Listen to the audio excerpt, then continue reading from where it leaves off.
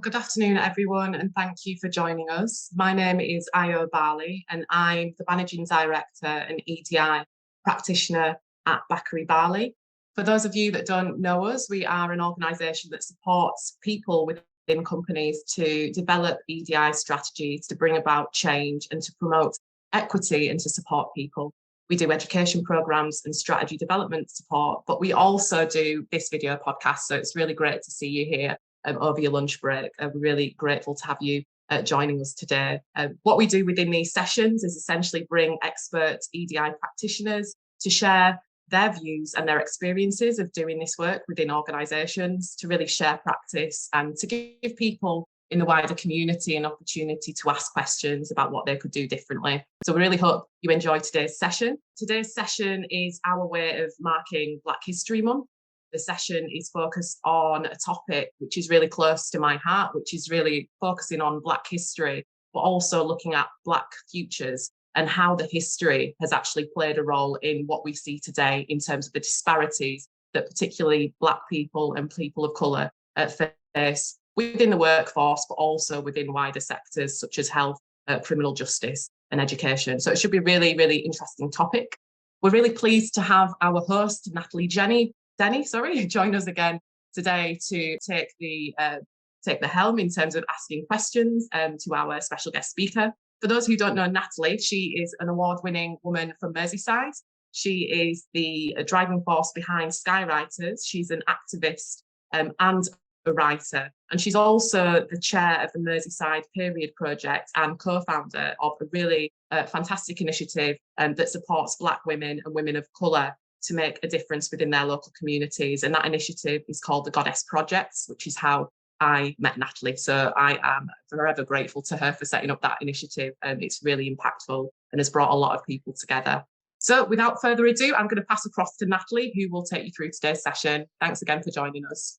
Hi everyone, thanks so much for that introduction. So welcome to the Inclusion Exchange, and today we will be meeting with the amazing Andrew Lynch. I'm just going to tell you a little bit about Andrew now. Andrew Lynch is a member of Liverpool's Black community, which has existed in the city for early 1800th century, making it the oldest existing Black community in Europe. Andrew has worked in local government and in the education sector, as well as the local voluntary sector and community sector for many years. He's recently retired for over a decade of work on to promote patient and community engagement with the local NHS as an equality and inclusion lead for the Walton Centre NHS Foundation Trust. His main professional interest is encouraging and facilitating open, honest and inclusive discussions of race equality issues with a focus on finding practical improvements and solutions. He also works to promote greater knowledge of history of the transatlantic slave trade and Black history in general. What a treat we've got today. So can I welcome Andrew to the Inclusion Exchange? Hello, Natalie. Hello, Andrew. How are you doing? It's great to be here, and it's an honour to be here, actually. Thanks for everybody who's listening in. Fabulous. Thank you so much. I'm going to get started, Andrew, because we've got plenty of questions. And also, people can submit questions through the chat and the question function, which we will try and get through today as well. So the first question that we've got is, how did you get into what you do? Which I suppose is a massive question, isn't it? It is a massive question. I suppose, really, issues around equality and race were forced upon me from a very early age.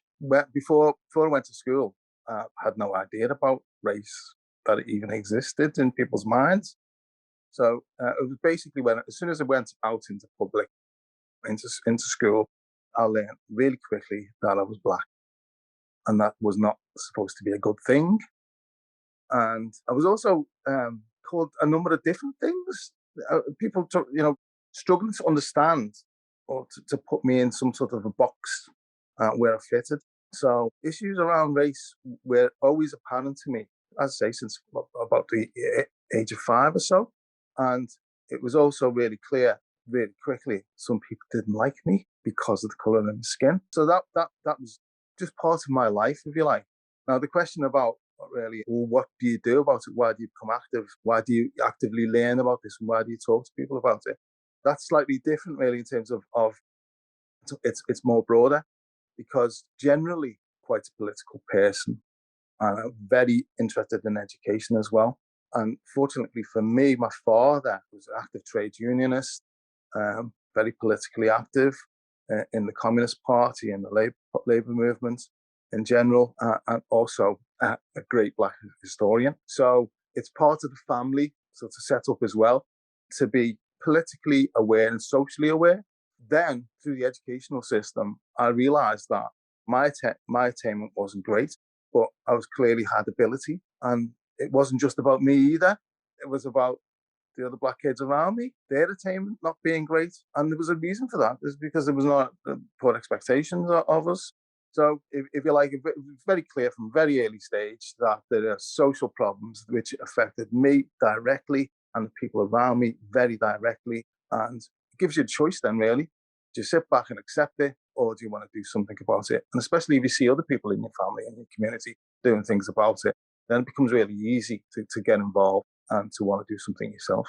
Amazing. So there's so many contributing factors there: your experiences, your upbringing, your interest in history, your interest in wanting to make a change, and which is all impacted on you getting involved in this type of work.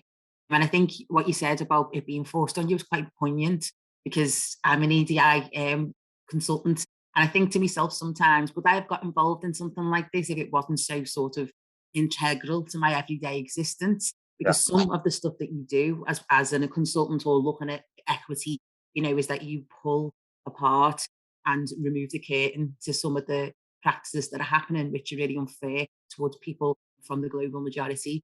So it's a really interesting sort of take on it, and I can really emphasize with that as well. Thank you so much for that first question. So the next question we have is, what are the aspects of Black history that you think people should know more about, and why, as a historian?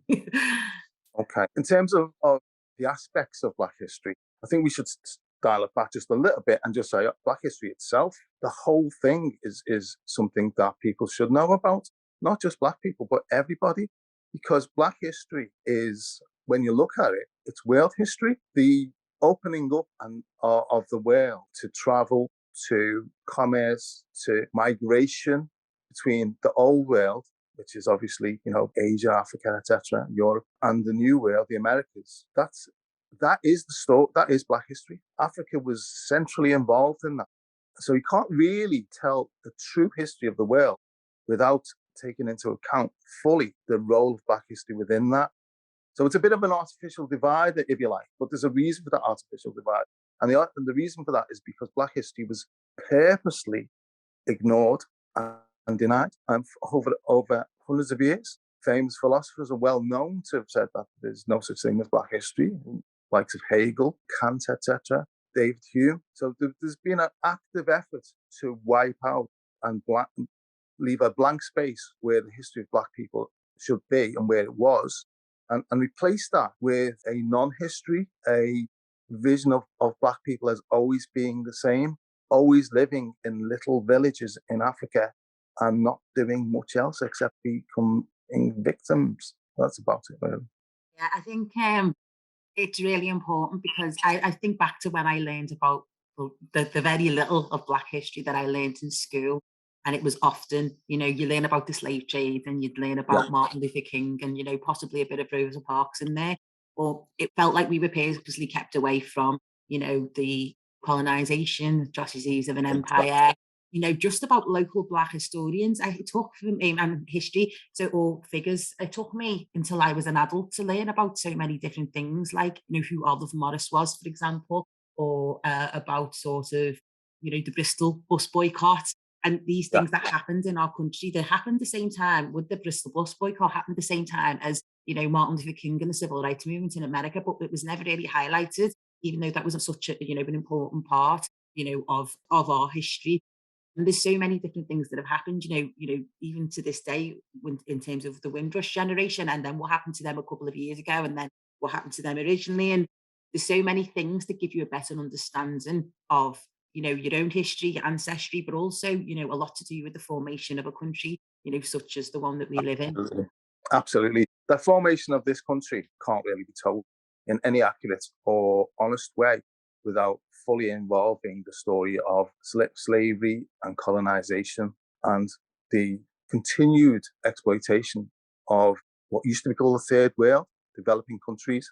That's all part of our story here in Britain. And also the fact that there's been a black presence in Liverpool in terms of an active community for over 300 years is a story that people really in general still are not aware of. And that actually impacts me and people from my community on a daily basis, because that's part of that thing where people want to understand. People quite often will look at you as a enigma, a puzzle. Why do you speak with a British accent? Why have you got such light skin, or why have you got green eyes, or something like that? What's the explanation for that, given that black people have only been in the country a few decades? You can't explain it. So you've got to really understand that black people have been in the country for a few hundred years. When you understand that, then my community, black British people, we are no longer an enigma. We are part and parcel of the life of this country, and have been for such a long time. I think what you said about Black history being, purposefully left out of the discourse and purposely not taught is a really important one, because when you have an understanding of your history and you have an understanding of your contribution and an understanding of, experiences, there's a power to that. I believe there's a power to that, of understanding how you were involved in a country.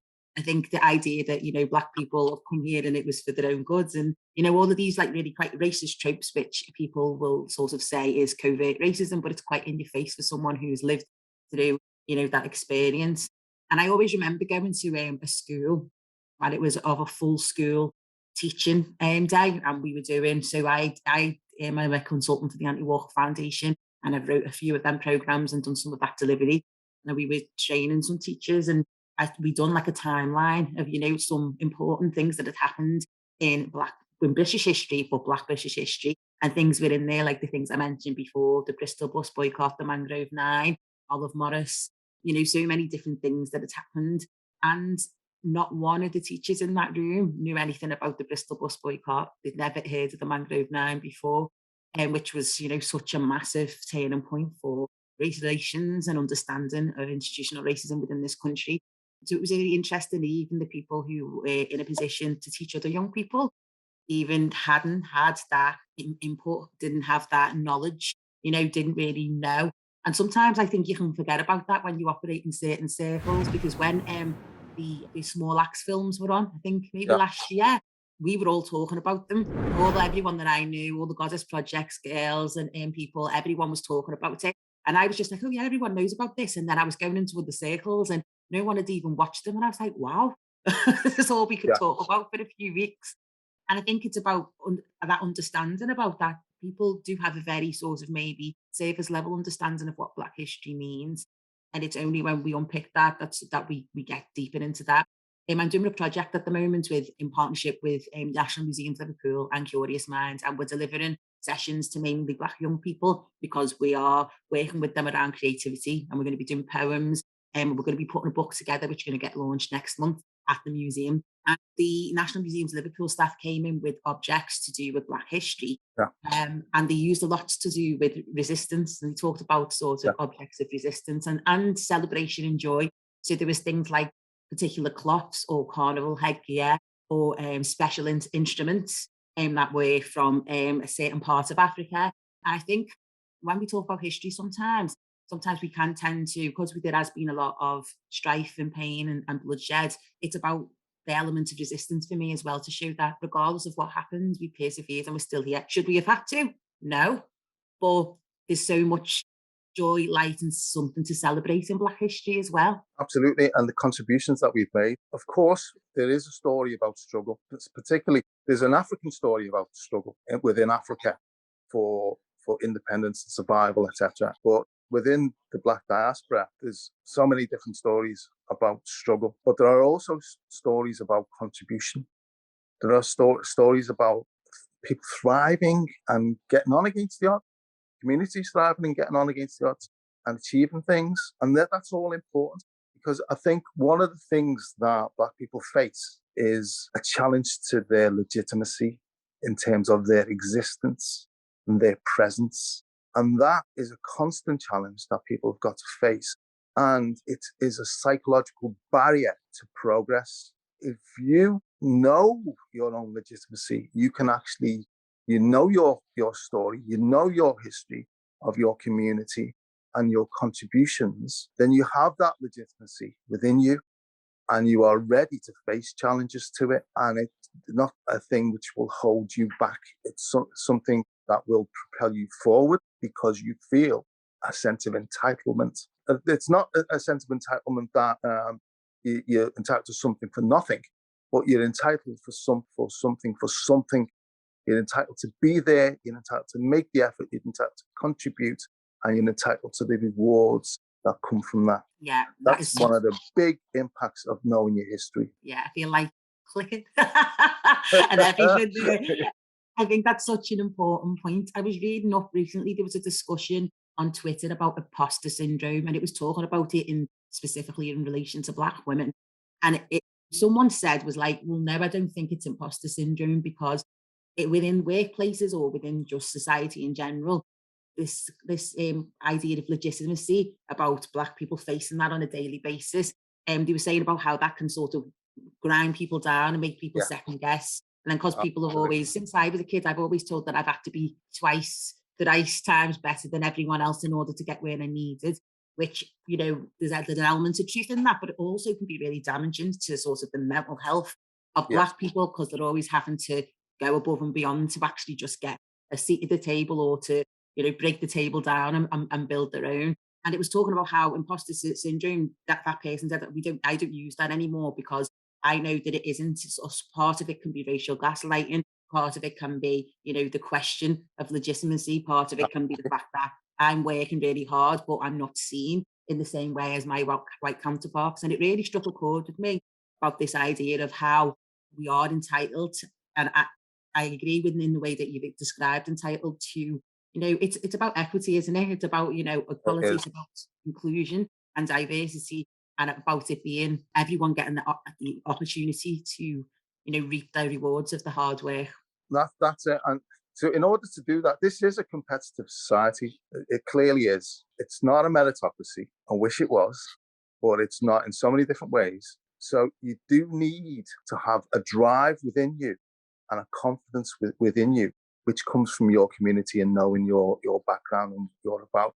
People can do it just based on their own internal drive, knowing what they can achieve and things like that. But it's much easier if you have got a community which has got a sense of entitlement and that instills that within you. And that's one of the things that it's why people send their children to public schools, because that instills in them that sense of entitlement, that sense of I can do and I will be rewarded and I deserve to be rewarded, which it's not just Black communities, it's working class communities, it's women. Those kind of mental tools are less available to us because society doesn't do that for us. We have to find ways of doing that for ourselves and learning our own stories and telling them about it. No, I completely agree. I think we started the Goddess Project about 4 years ago, me and Dominic Walker, to inspire and achieve and support Black women and women of colour within their communities. And it was about creating that really strong community. One of the things I remember we originally said was we wanted to, so if a Black woman is in a room on her own, she's not really on her own because she's got a team of us behind her that will be there before, be there after, will be allowed there to sort of support and give advice and guidance, or just be a listening ear if that person wants to rant. And I think we started off with maybe about 10 and we've got about 90, women now who are all, and people and non-binary people who are all within this group who support each other. And sometimes it'll just be cackling over something, silly, but then other times it'll be like, oh, there's this role, there's this job, there's this community, there's these opportunities, let's spend time together. And we learn off each other right across the board. And creating that community. We go on weekly walks around Sefton Park. We have a book club. These things are sort of the things that create, connections within communities that can allow us to go to the next level as well. Absolutely.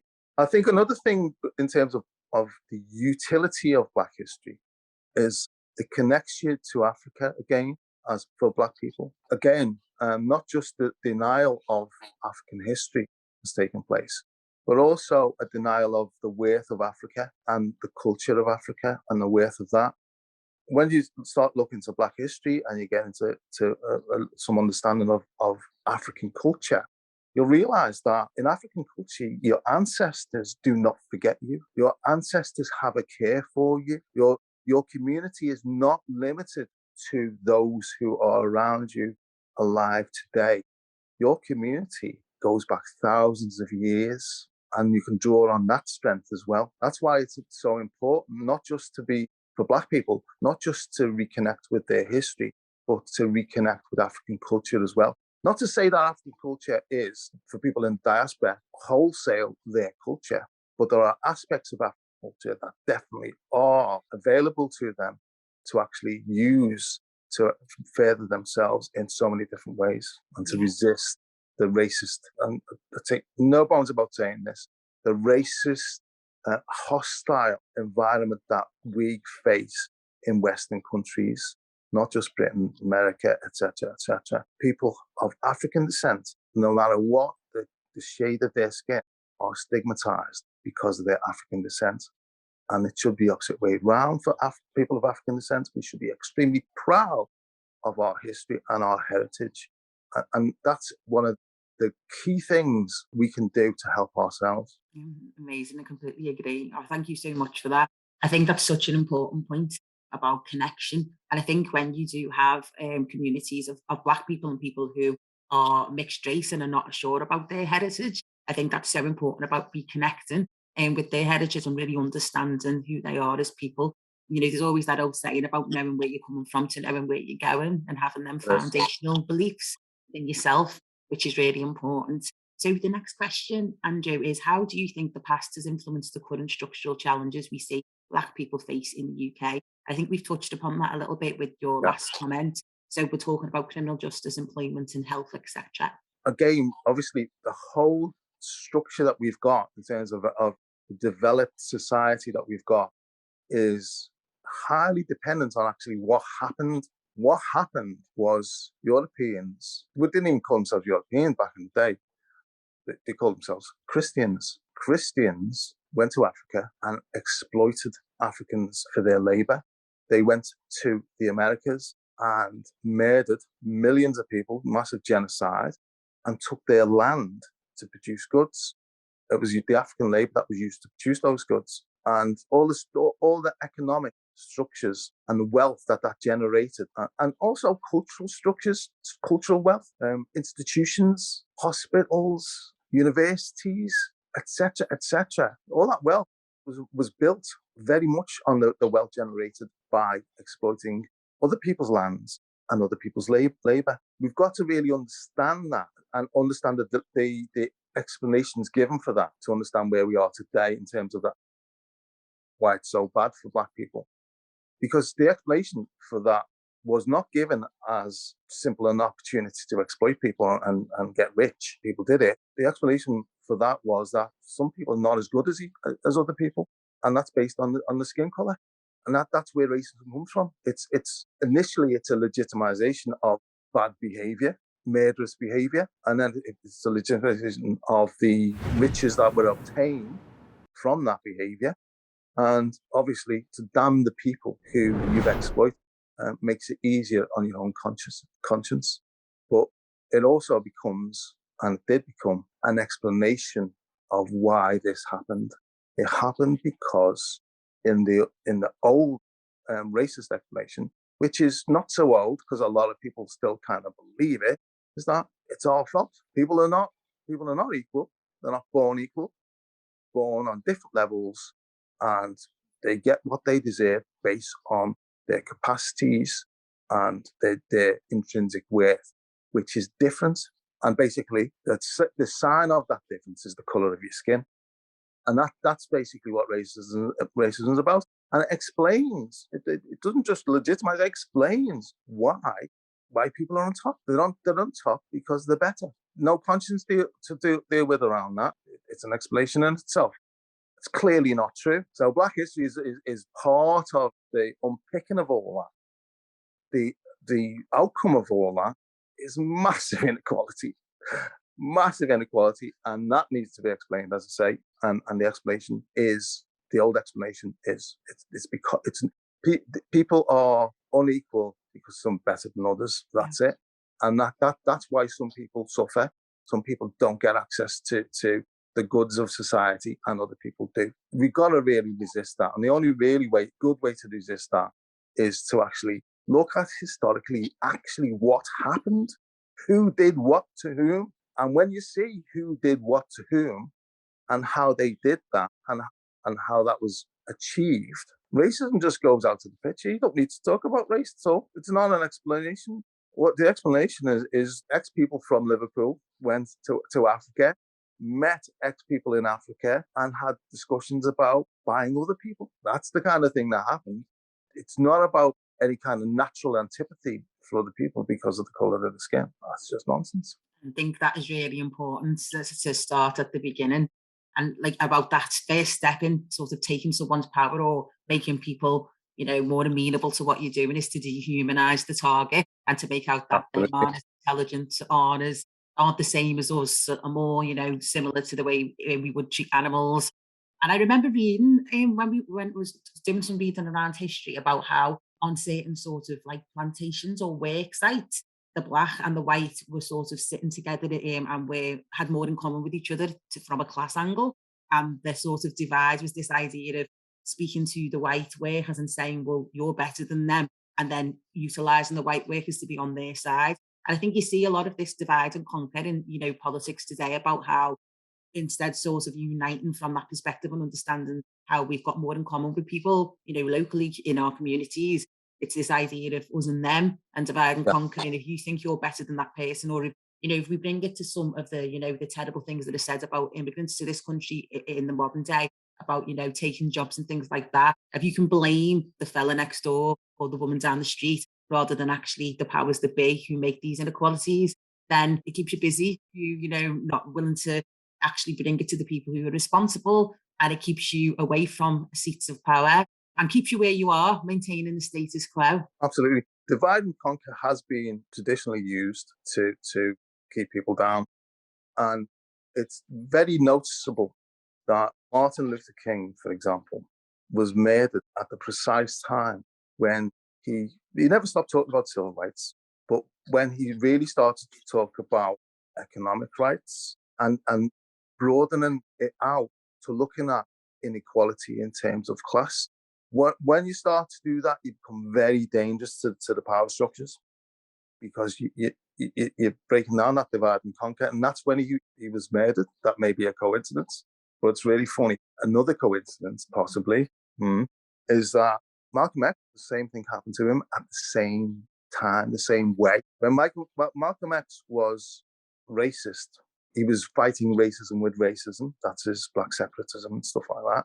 He was not such a threat to the system. No one murdered him. No one took the time to murder him. As soon as he dropped the racism, but still challenged the system, the separatism issue, he dropped all that, right, and started to talk about social justice in general, he gets murdered in the same way. So that divide and conquer, it's more easily illustrated in American history. It did happen here through how specifically in Liverpool, in terms of how they would pay differential pay rates to black sailors and to overseas sailors, to white sailors, they would get less. And to ensure that there was no solidarity. It's really important to understand that in England at the time, the black population was only relatively small. We're talking about thousands. We're not talking about hundreds of thousands. We're talking maybe 10,000, high kind of numbers. So you're not talking about massive populations, but still, the same idea was being perpetrated. What we've seen in America is we've seen the idea of class being allied and put together with the idea of race, so that people generally in America are quite happy for massive inequalities, because when they think about poor people, they tend to think about black people. When in truth, it's not the case. And in England and Britain, it's definitely not the case. Most poor communities in our country are white, and some of the most deprived people and communities are white. So in our country, we can't just say, poverty is a racial thing. It actually is a racial thing, but not in the same way, in terms of that people of African descent tend to live alongside, be intimately connected with white communities who are poor, and they are themselves poor. Poverty is broader than race in Britain, and that's very clear. And I hope it stays clear that way, because it's about really, once people lose a connection with the poorest stuff in the community, then you've got a very divided community, and it's just a recipe for trouble. And so we don't want to go down that road any further than we've been in this country. And it's really important to understand and be actively involved, not just in anti-racism, but in the broader anti-inequality and anti-discrimination movement.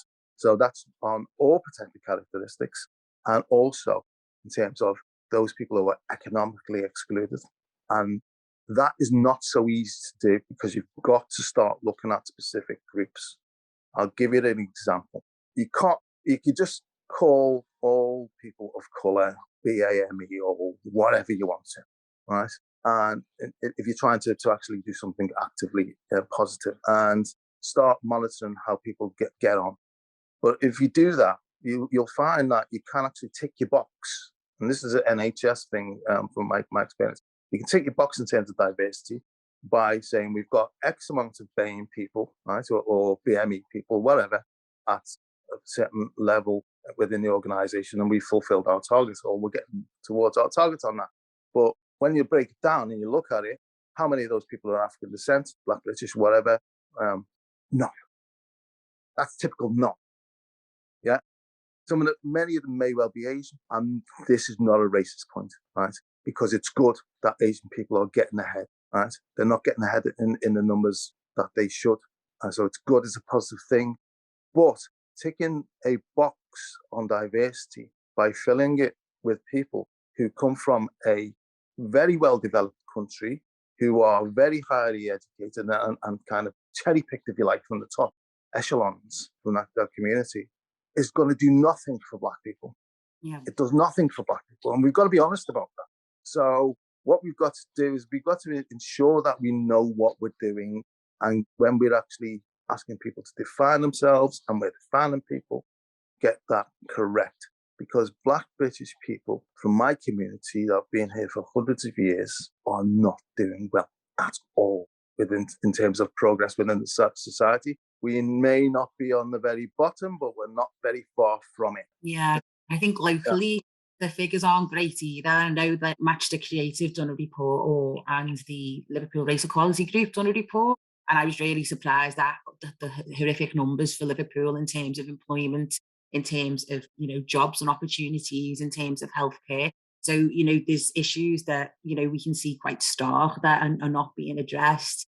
And I remember, linking back to, the point of the Embrace report, which was all about maternity. And it talked about how Black women are 5 times more likely to die in childbirth than their white counterparts. But when you looked at it in relation to Asian women and women from different descents, the numbers were less than 5, but Black women were 5 times more likely to die, which is horrific numbers. And there's been a big campaign about it. But it was so important to capture that information, because there was the reasons that they were doing some research, and they were talking about how there's not culturally competent care for people.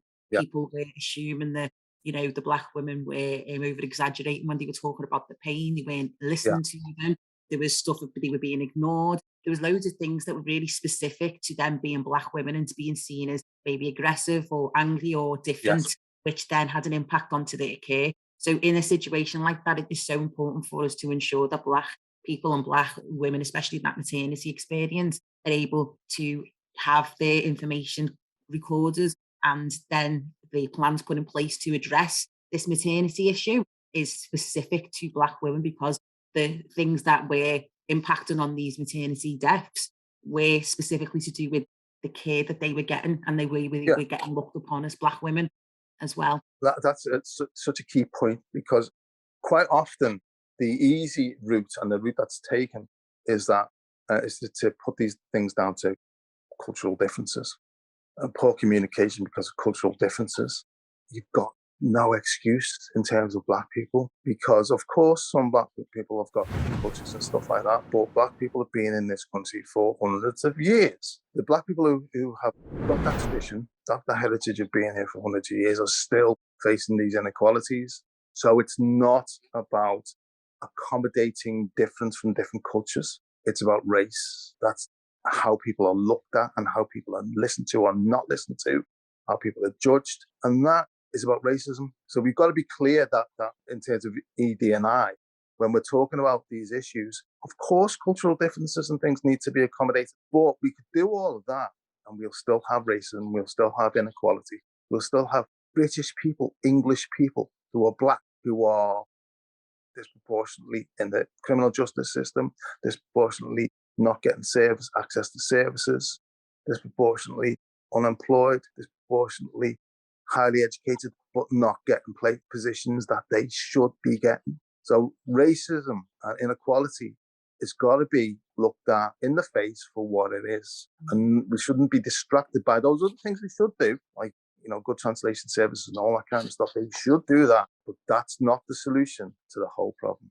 It's a partial solution for some people. This is it. And when the question was about then structural challenges, and we're talking about systemic, we're talking about structural, we're talking about institutional racism, on which plenty of these institutions, it was the foundation to how they were built. And a lot of it is quite deeply rooted and creates attitudes and behaviours, because of sort of the things that are in place from a systemic point of view, but also then from allowing certain behaviours and attitudes to persevere. And I always think that an institution is sometimes reflective of a wider society as well. You have concentrated people there, but then you will also have the outside influences that are acceptable. When I do some training with the Anti-Walker Foundation, we look at this pyramid that looks at like covert and overt racism, and these things that people will say about, the bootstrap narrative, or the way they'll say, oh, where are you really from? And these things that people will say on a day-to-day, which they don't think is an issue, but sort of adds to a hostile environment, adds to, a weather in a way, if people adds to that drip effect on a day-to-day basis, that actually just says, you don't belong here, or this place is not for you, or I am better than you, which is sort of, foundational to, racism and what it's all about, to exploit people, to make people feel lesser than, to, be able to take their power away from them. I think it's really important, the points that you're making. Are you okay to move on to the next question, Andrew? Or would you like to say anything else about this? I'm really enjoying myself, by the way. Thank you. So the next question is, what first steps should leaders take when trying to improve experiences of Black staff? What have you seen work or fail? Okay. For leaders, I think you've got to actually take the time to learn. You've got to start by being humble and just start to speak to your staff. Start to speak to your Black staff. Ensure that you speak to your Black staff as well as your staff who are racially diverse. So just because you speak to some people of colour, maybe, for instance, some Chinese people or some Asian people, really useful, their experience will be different from Black staff. African people, their experience will be different from people of African descent. People from the Caribbean, their experience will be different from people who are born in England. In subtle and important ways, we're not all the same. However, we all face racism in different ways, but we all face racism. So it's acknowledging the complexity of what you face, and that you won't understand that and have a ready understanding of that already. You've got to go out and find that. Don't expect your staff to be experts. They are experts on their own experience. They are not general race experts. They're not going to be able to give you the answers to inequality within your organization. They don't run your organization. They know their part of it. So they will have some of the answers, but they won't have all of the answers. So you will need to speak to them, and you'll have to do some wider research, speaking to community organizations as well, to get a broader understanding about what's going on. And when you've got that, you've got people involved, ready to help, and them themselves being educated and giving the information themselves about your organization and upskilled, right? Then you can start to actually do actions. I think we've got to recognize that the actions available to us are disproportionate to the size of the problem. The equality law are inadequate in my view, because they do not allow for positive discrimination. I don't hear a great clamour for positive discrimination. But the fact is, without positive discrimination, you're not going to turn around the vast amount of history and daily slights and barriers that people are facing around racism. It's not going to be done. I see no sign of it. I've not seen any sign of it within my generation, and we've been here hundreds of years, that we're still fighting the same fight. So we've got to recognise that the laws are inadequate. However, that doesn't mean to say you can't do anything. You can do what you can do. You should set targets, have discussions about, what would be appropriate targets. Set target, fail, be seen to fail. It's okay to fail, but you've got to try. If you don't set those targets, you won't be failing or succeeding. But you'll be failing. So you've got to actually do those things to actually identify what the issues are within your organisation. If it's a lack of people of colour at various places within your organisation, you've got to plan for it. You've got to treat it like any other business priority. Exactly the same. If you want change, you've got to put resources behind it. You've got to put people on it. You've got to give responsibility to people. Not just your ED&I lead or a few people within the organisation, a few senior managers. You've got to give it that responsibility. It's got to be broad. It's got to be in people have got to be at their competencies and their achievements. It's got to be assessed against this as well as the other priorities for the organisation. It's not. How many people in the organisation who are not an ED&I lead or heavily involved in ED&I, how many of them are going to go to have a meeting with their manager and the manager says, well, what have you done about equality this month? How is it going? What are you going to be doing next month? What are you going to be doing in the next quarter or the next year and stuff like that? Your PRD. Why aren't you held accountable around this? There's no accountability. You've got to put accountability. If it was something else, another business priority, then there'd be accountability. Until that same approach is taken to ED&I, you know what? We'll just be getting the odd little win here and the odd little win there, but we will not be changing the structures of our society or of the institutions that work within our society. That is pretty grim, isn't it? But it is pretty grim. It can be in this type of field, can't it? About being realistic about it, because there's so many organisations that'll just hire one EDI person and expect that person to change the world. And then that person ends up going through a burnout and then leaving the organisation, and then they just get someone else. And there isn't any real tangible change, long-lasting change. And I do really agree with your point about, they need to be creating a business case. In some of the delivery I do when it comes to looking at why do we need an anti-racist strategy or why do we need an EDI strategy, we look at it from that financial perspective, because there's so much research that shows that in organisations where people feel welcome, supported, able to develop and grow from a financial perspective, it improves life for everyone. It allows people to be innovative. It allows people to really think they can, go above and beyond. It makes people feel job satisfaction. And I think a lot of that is ignored sometimes, but I completely agree. It needs to be dealt with. It needs to be a holistic approach, and it needs to come from the top as well, because sometimes you will have this person who's like in a front-facing role, who's trying to punch upwards to try and create change within an organisation. And they might have them small wins, but from a long-term strategic point of view, from a structural point of view, how is that making an impact? And it is about being realistic about it. And I think sometimes when I have discussions with organisations, a lot of them don't want that. They want a quick win. They want a tick box. They want something that will just put on the website or can say, we've done this, rather than actually committing to, the long-term work of making sure that everyone within your organisation is respected, is treated equitably, is being given the diversity and inclusion of their work environment that they deserve. And I feel like a broken record, because I'm just like, where's your strategy? Where's your business case? Where's your actual commitment to the long term to make this happen? And where's your accountability? Who's being held accountable? Of course, you've got to have the people at the top held accountable, but it shouldn't just be the people at the top. As I say, any other business priority, it's not just the people at the top who are held accountable. It's your managers right the way through the organisation. And that's one of the key things that needs to change, really. And then a recognition also needs to be there that if you are failing, if it's a service delivery, issue. And basically, if you're in the public sector and there is inequality within the delivery of your service, if people are not accessing your service, if people are not getting an equitable outcome from your service, then you are failing as a service. You can't say, well, just because we serve 90% of the people well, or 95 or whatever, we're a decent service. If you are not serving Black people well, if you're not delivering the same level of service to Black communities as you are to white communities, you're failing. That's it. And you've got to recognise that, and you should publish it and get it out there and let people know and tell them what you're going to do about it. Brilliant. We've got a question, so I'm going to ask this question before we close, if that's okay, Andrew.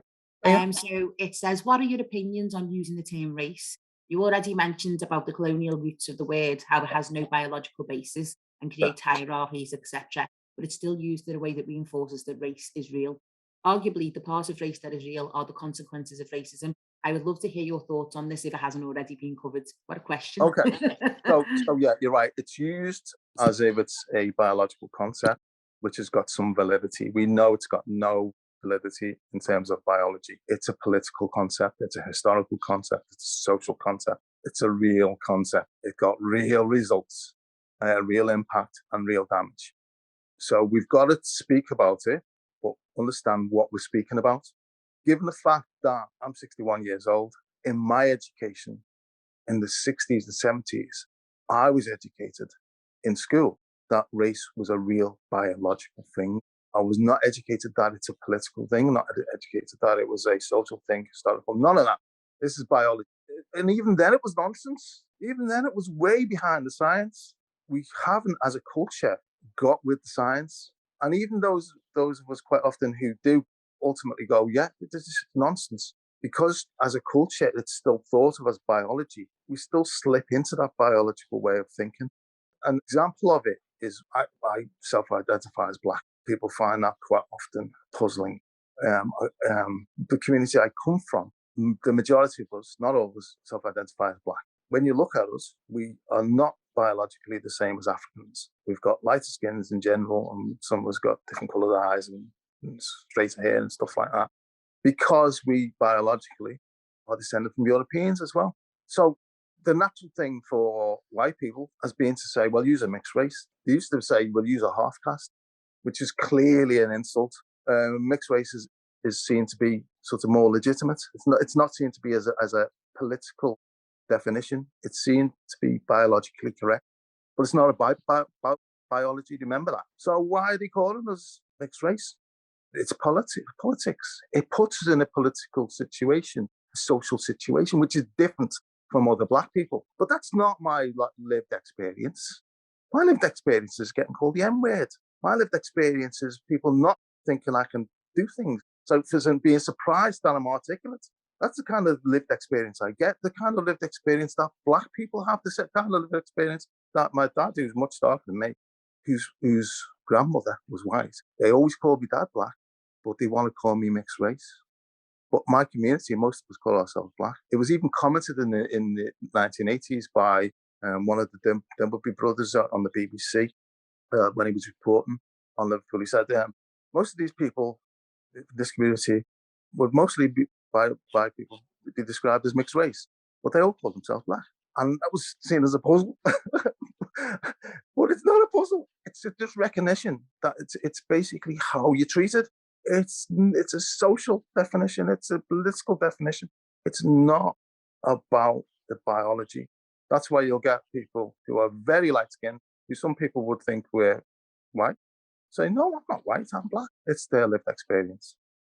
Getting away from trying to categorize us and us ourselves, some of us categorizing ourselves biologically, getting away from that is a really important thing. The Black definition has even been used to such an extent that people who are not of African descent, Indian people, etc., have in the past tried to use it as a political definition of themselves. Good luck to them. I think it was a laudable effort, but ultimately it seems not to have taken root.